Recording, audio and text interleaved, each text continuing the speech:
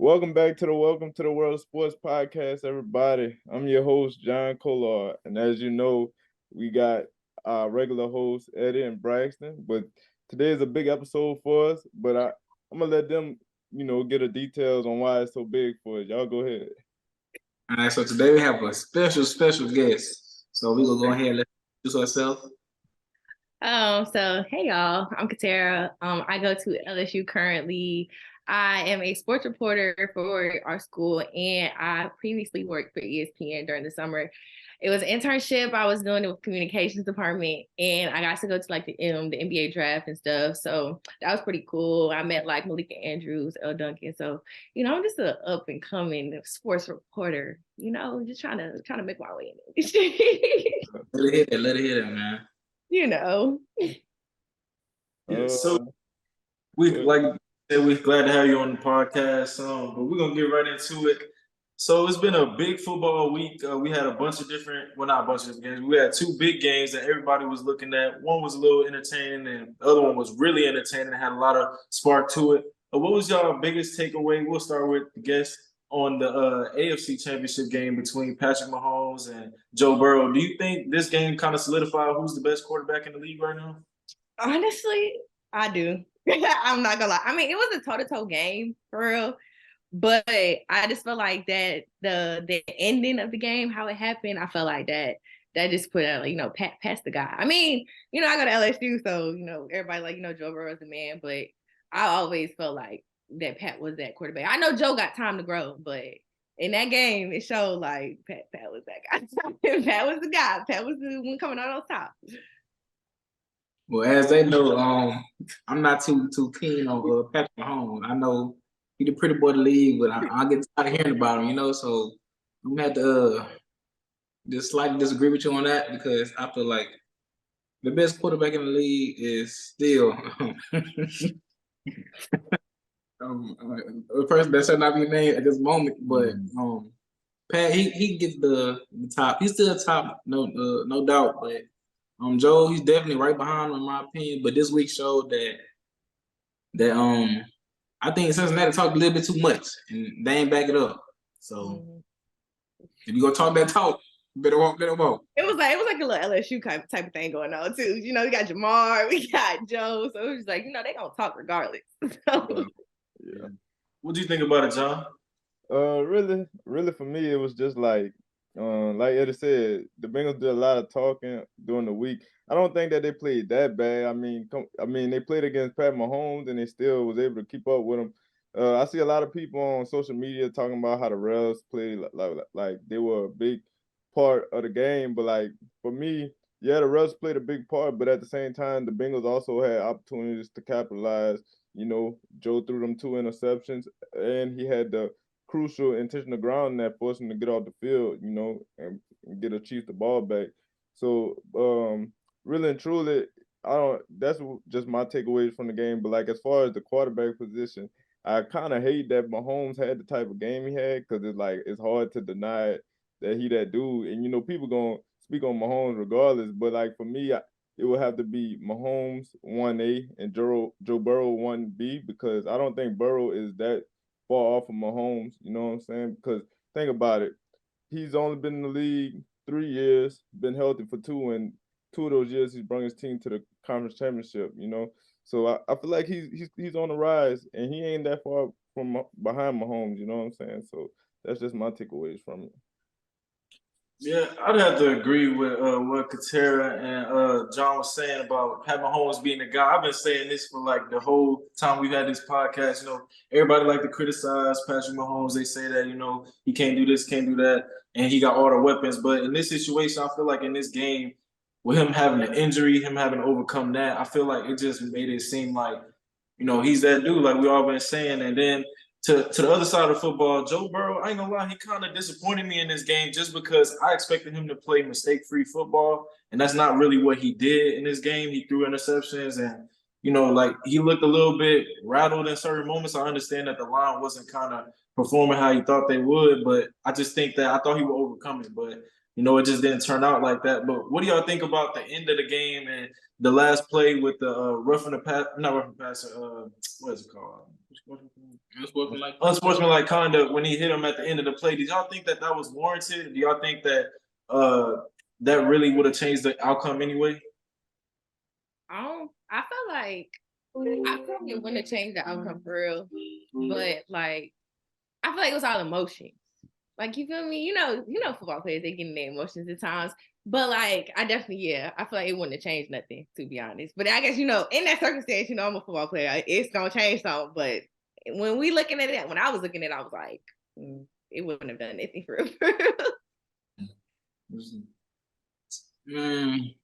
I feel like they could let it slide at the same time, but they made the right call. So, but that's 15 yards. So maybe the kicker missed the field goal. It's 15 yards back, but for them trying to put the blame on him, I think they totally wrong for that. Because before that whole drive leading up to that, he was in the back for every play, causing disruption, and he need to get his that's not on him. So I don't like how they were trying to blame for that, him personally. Yeah.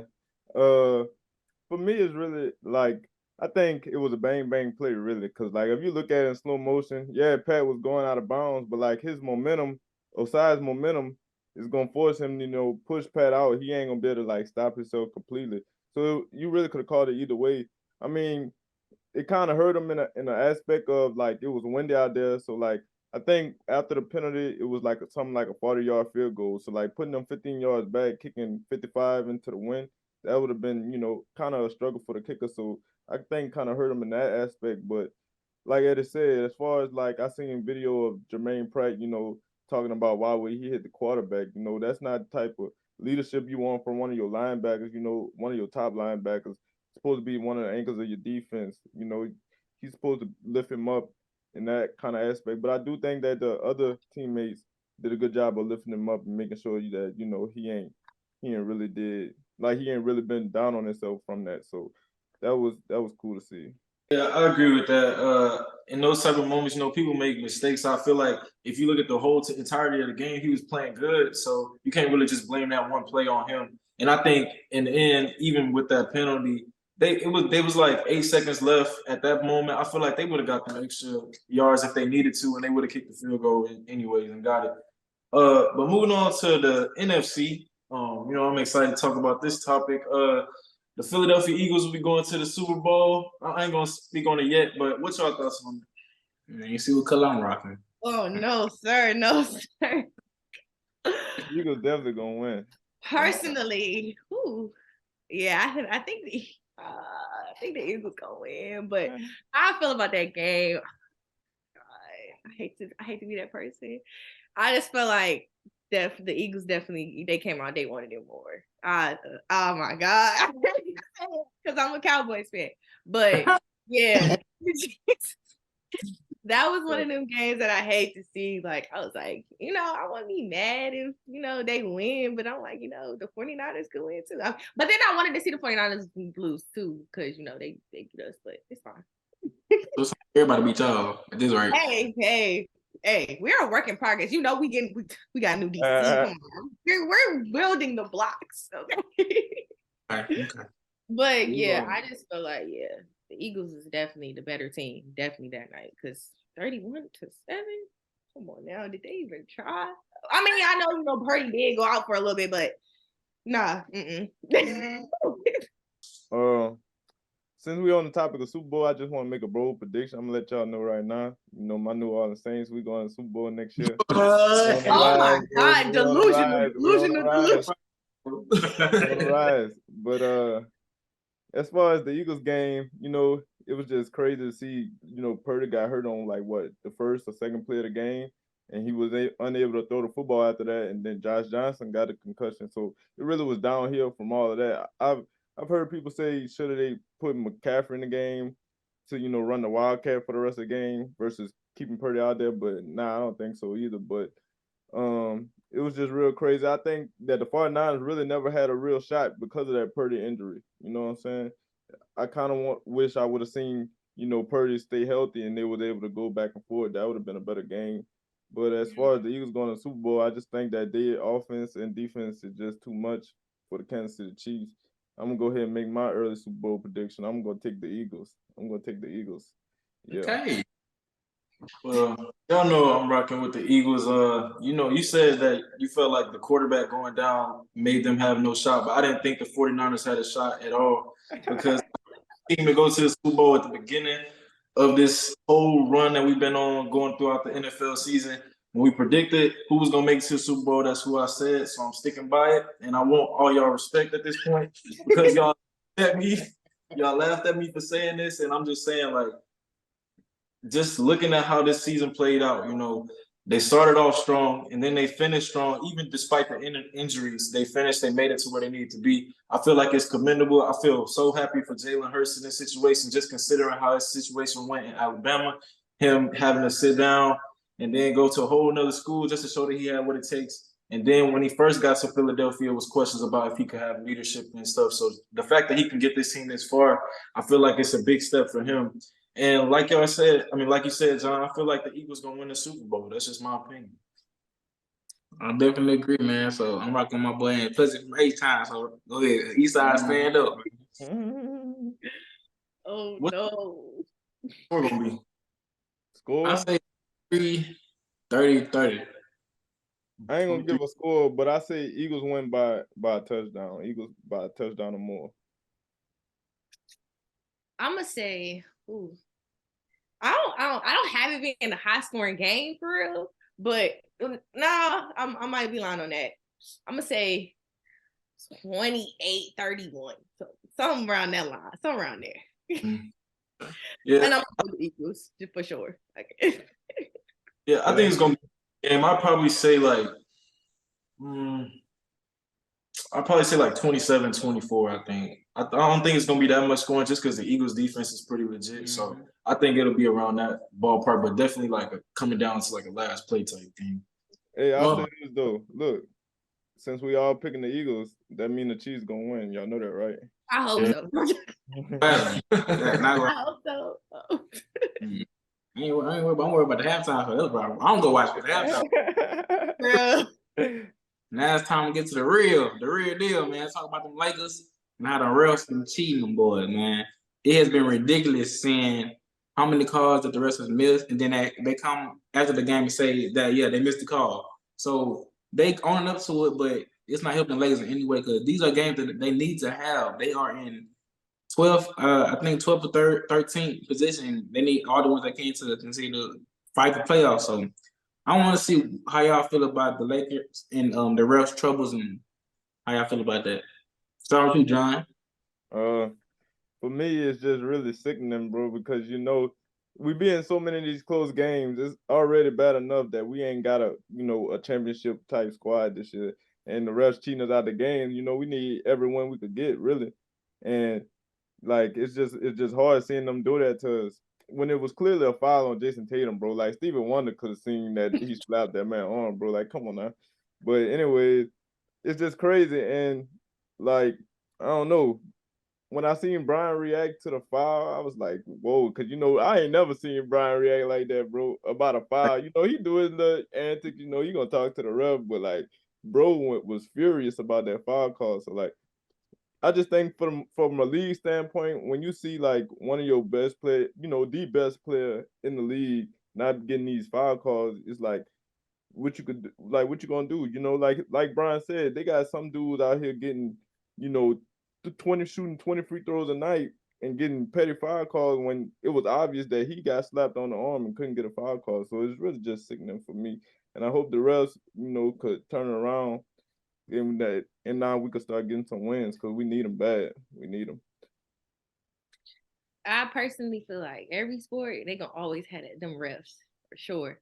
But definitely with that situation, as you were saying, Brian reacting like that, I know everybody was geek. They was like, all right, he's the biggest flop ever. I was like, but I've never seen him carry on the way that he did. So that's why I was like, yeah, like something's got to change. So being that the refs did kind of like speak on it, it's just like, okay, so what are y'all gonna do from here? Like, I mean, it was clear as day. Like Jason Tatum could see that was a foul. Like, I mean, but that's just like the game for real. Like, it's bad that we have to like kind of like live it like that, especially with my Lakers, because they be like this close. We want it so bad, but it's just gonna be that one thing that's just gonna keep us from not being where we be at. It's I got a question about this though. So like, y'all know I'm gonna be on like the opposite spectrum of this sometimes. Like I get it, you know, the cause is bad. I will admit, you know, it's bad. You know, everybody can see it. But my question is like, what's the issue that has y'all in all of these close games? Like it seems like every time I look up, it's a close game with the Lakers. Like what's the overall issue rather than just the issue with the refs? I feel. For me, I think it's, you know, lazy defense, bro. I watch the Lakers, bro, and it's transition defense. You know, for example, I think the other night LeBron made a layup, and the other team got the ball and went down and scored within, you know, 2-3 seconds. It's not getting back on defense that's hurting us. You know what I'm saying? It's lazy defense that's hurting us. And you know, we be in these games and we have these leads, and then there's, you know, when they don't want to play defense, that's how we end up losing them. We shoot ourselves in the foot majority of the time, but the refs play a big part in us losing too. They really do. Yeah, I say defense. I also say like turnovers. Yes. Turnovers, horrible. Like we get the most turnovers against anybody we play. It's just like we gotta capitalize off of that, to be honest. So that's one thing that they definitely need to be working on. I say it's a lot. I definitely agree with y'all. Another big reason is we don't have everybody don't play on consistent nights. We just got AD back, and hopefully he back for the rest of the season. What's funny? Cross your fingers. You gotta cross your fingers. Yeah, AD. So AD was a big part of that. Why we're not blowing teams out, but this team wasn't built to blow teams out, and we were built to compete and close out games. But with everybody not being able to play, I think that's a big reason why we have the close games. But I think they're doing a good job, even when the stars don't play. Russ been playing great. Lonnie Walker, Thomas Bryant, you know, all the reserves, not the starters. Everybody besides Bryant, you know, Bryant will do this thing every night. That's expected of him, even at this old age, which is crazy. But I just feel like coaching has to do a better job too, putting them in better position to win, and then the rest, we can't do nothing about the rest. So they're gonna have to do more to overcome the rest of the mistakes in the future. Yeah, and I think definitely it's a lot of expectation on the Lakers as an organization, regardless. Like the legacy is just like they trying to live up to the expectation of what it used to be. So like having that burden kind of like just sitting on you every game, and then you seeing how the game just unraveling, it's just like it gets frustrating. I know they get frustrated. So they are playing better than they played at the beginning of the season, though, because at the beginning of the season we were horrible. Yeah, we were horrible. Moving on, the All-Star starters have been announced for All-Star game of 2023 in Utah, of all places. The starters for the Eastern Conference, tell me if y'all agree with these. So we got Giannis, we got Kevin Durant, we got Jason Tatum, Donovan Mitchell, and Kyrie Irving. That's going to be our starting five for the East. Anybody y'all feel like is being left out, or that sound like a good list? Come on, no one scoring the lead. Embiid? Yeah. Embiid, I was shocked at that. I was shocked they left him out. But who you gonna take off? Who you take off for him though? I'm taking off KD or Jason Tatum. I definitely take KD. He can be inconsistent at times. And he's low man. KD gonna give you 30 a night though. He's the type of player gonna give you 30 in a night. Go with any list that KD not on, so that's not gonna work for me. But I mean, I think Joel Embiid should be on this list. I do think so, but I don't think you could take off anybody, honestly. Yeah, that's just tough. It's tough, bro, to take off. Yeah, I guess. But moving on to we got LeBron James, obviously. Nikola Jokic, your favorite player? Yeah. Zion Williamson, Steph Curry, and Luka Doncic. What y'all think about that one? I think that's fair. Shea should have been. I feel like Shea should have been a starter, bro. Over who though? Who you put Shea over? Like it's just like the East though. Who you gonna put in East over, bro? It's hard. But Shea I feel like Shea should have been a starter. Forwards and centers. You putting Shea over. I think if anybody was for Shea, it'll be Steph. But Steph been going crazy lately. You're not putting Luka MVP this year. Yeah, that lineup's like I can't even lie with it. And the bench good too. So I'm fine with it. I'm fine with it. Yeah, I would say I was surprised to see that Ja wasn't gonna be on this list, but the thing is, it's just not that many people that you could take off because everybody been going so crazy this year. I feel like Zion kind of, because I mean he missed so many games, you know. I mean he was going crazy at the beginning of the season and towards the the halfway point, but like he's missed a lot of games in this last stretch that somebody else could have took his spot, but who would have took his I spot? feel like he's gonna have to play. He's gonna have to play for sure. You gotta also talk about the fans. The fans is a big part of this. Like they got even I look at the fan voter. Austin Reeves was on the thing, bro. Like, come on, I'm like this roof legendary to Austin Reeves, bro.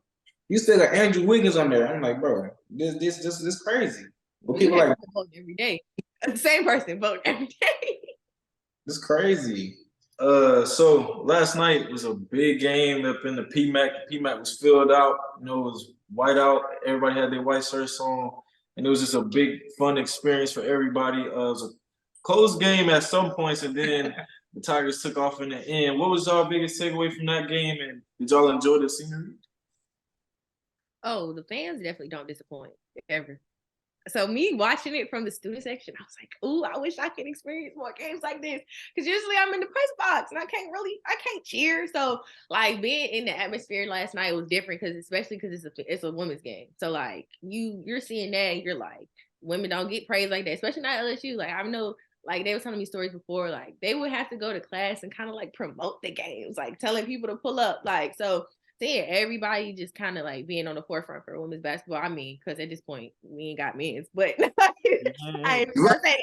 But it was something different to see. I know like some of the old players, even the men's players, like the game was rocking. Like the girls is carrying LSU, so I feel like one of the biggest kind of things that kept like even Tennessee in the game. Rakia is a dog for Tennessee. Yeah. So.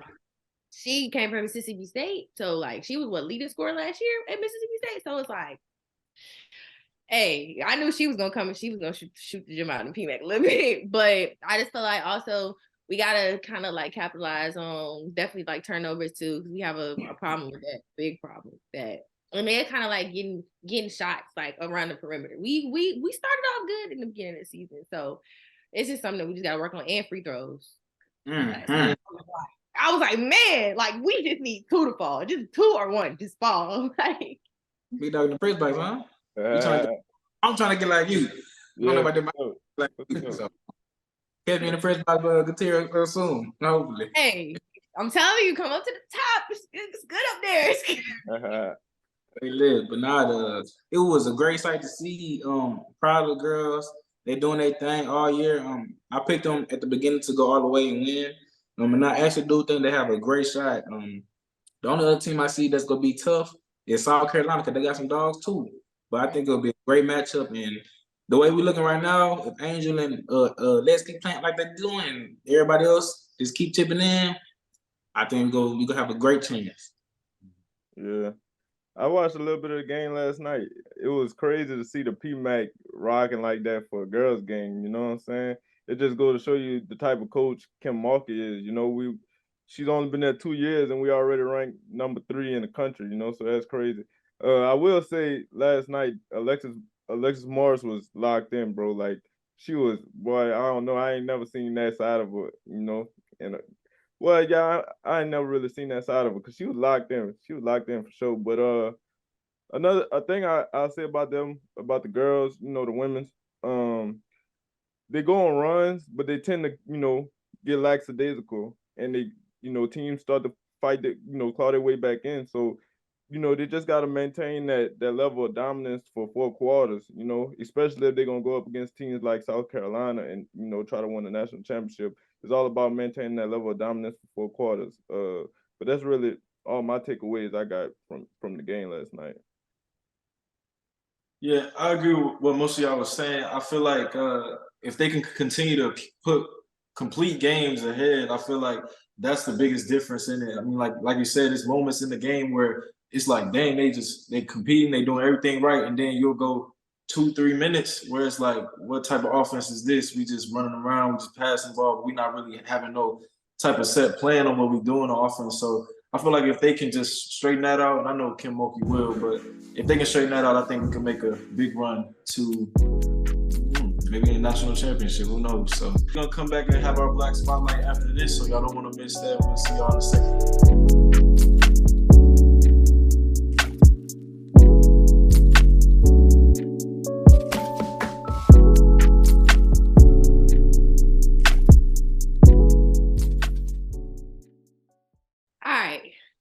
Look at me doing well. Okay, no, I'm joking. All right, so now last thing we're gonna do is the Black Spotlight. Just a moment where we give a Black person they flowers. That's what Eddie said. So we're gonna give them their flowers while they here. That's what we're ready to do. All right, who gonna go first? Or I'm gonna go first. You go first. I go. I like to give a shout out and give my Black Spotlight to Alexis Morris. You've been having a great season. We know the story that you have, and it's beautiful. We wish you the best of luck for the rest of the season. You and the team. Y'all keep on doing your thing, keep winning, and keep rocking out. We with you all the way. Shout out, we love you. Keep doing your thing, man. Yeah. I'll go ahead and say my Black Spotlight is DeMeco Ryans. My Texans did the right thing. We got us a black head coach, so we're moving in the right direction. But I'm happy to see that he can come back to the organization and bring some type of legitimacy to us. Because I mean, everybody talking about us right now like a laughing stock in the NFL. So maybe we could change some things around. But I'm happy to have him back. So that's my Black Spotlight. I hope y'all on fire him after this year. Hey, our history says we might, but I hope so. That's 3 black coaches in 3 years, bro. That's crazy. But my Black Spotlight, I'm just go ahead and give my flowers. Well, I'm gonna give them their flowers. Jalen Hurts and Pat Mahomes. They're the first 2 black quarterbacks to ever. Well, they're gonna be the first 2 black quarterbacks to ever go against each other in the Super Bowl. And I just think that this needs to be highlighted, just because the NFL's been in a league for over 100 years, and it's the first time ever 2 black quarterbacks are gonna be starting in the Super Bowl. So I just want to give them their props and tell them good luck. All right. I might sound, cliche lately, but I'm gonna give my flowers to Damar Hamlin from the Buffalo Bills. We all seen that tragedy that happened with him in the game. Kind of was like a moment where, all of the football world, not even just football, but everybody around the world just kind of came together. So when I seen him, he finally spoke out, kind of, said his words instead of, everybody giving conspiracies and stuff like that they were doing in the media. But, him turning that tragic, that injury to like kind of, just not capitalizing off of it per se, but, just turn it into positivity. Like, he got to be strong to kind of stay positive in kind of that moment. So seeing like all the uproar of like all the emotions from everybody and him still staying strong, he's still doing, his like charity and stuff or all that. So it's just like, seeing him on this platform and then what he went through and he's still smiling, throwing his hearts up and everybody's still just kind of like supporting him. It's just like, you deserve your flowers here, right now. So that's who I'm giving my flowers to. Wow. John, take us home. Yeah, right. I still That's all we got for y'all today, man. That's all we got for y'all. I want to say thank you to our guests for being here. It was such a wonderful episode. Such a wonderful episode. Y'all got anything y'all want to say? Yo, definitely appreciate our special guests, and we will have more guests in the near future. So y'all keep rocking with us, keep tuning in, keep sharing, keep commenting, keep doing all that, man. We love y'all. We thank y'all.